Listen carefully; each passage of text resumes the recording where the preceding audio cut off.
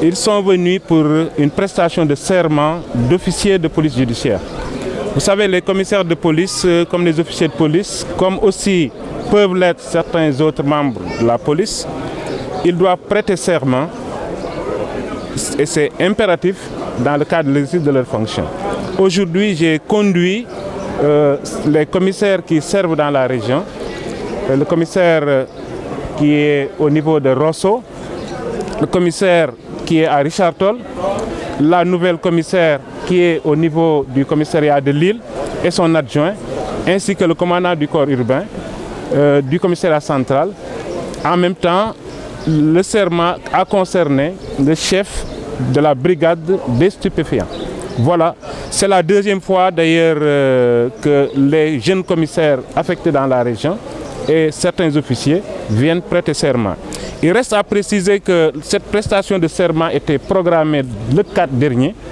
Alors qu'on était dans la salle, on nous a appelés pour une manifestation à Guet-Ndar et voilà, on était parti. C'est la raison pour laquelle la prestation de serment a été reportée pour aujourd'hui. La police, c'est un service public au service du public.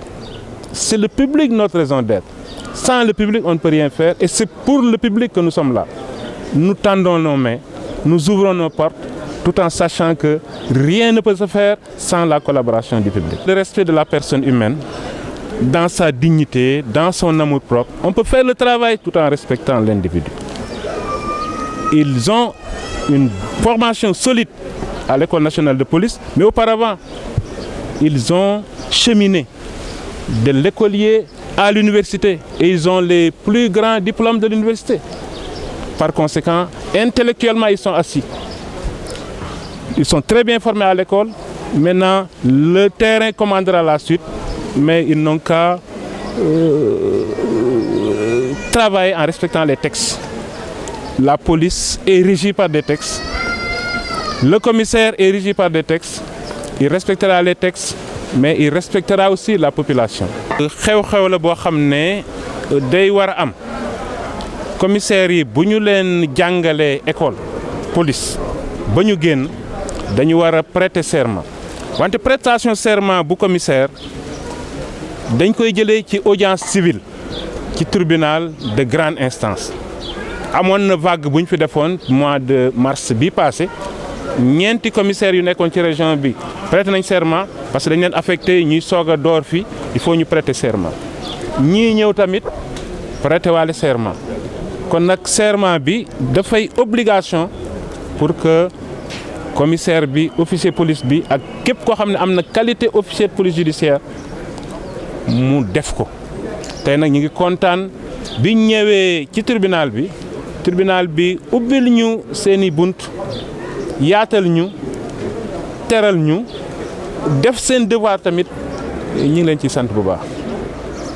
waxaan naa ne sànq ne prestation serment bi waroon nañ ko def talaata bii weesu bi ñu ko bëggee def talaata ci biir salle bi la ñu nekk ak ñoom ñii seen tenue cérémonie ñu yëgal ñu ne Guet-Ndar am na problème manifestation am na fa ak tenue yi la ñu demee ndax du xaar liggéey ñu ngir ñu ne ñu kontaan nañu wala ñàkk nañ kontaan ñun suñu kontaante mi ngi nekk ni population bi am jàmm ñu yëngu ci population bi am jàmm tant que ñu ngi am jàmm ñun ñu ngi am li ñu gënal tant que ñu ngi gis lu nar a yàq jàmm jooju ñu sóobu ci liggéey ngir loolu bañ a am.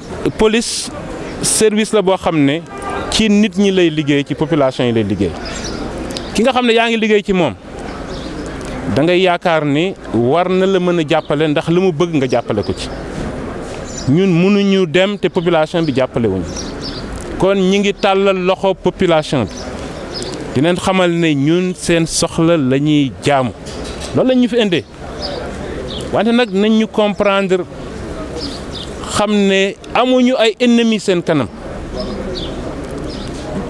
ñun dañu ne même ñi ñuy sànni xeer di ñu gaañ dañuy xalaat ne dañuy juum bu ndaw rek su yàggee dina deñ ngeen seetee policiers yi gaañ nañ ci lim bu takkoo takku 25 mais citoyens yi ci des gaañ ñu leen am nañ ay jumtukaay pourtant pour gaañ mais defuñu ko parce que du suñu rôle.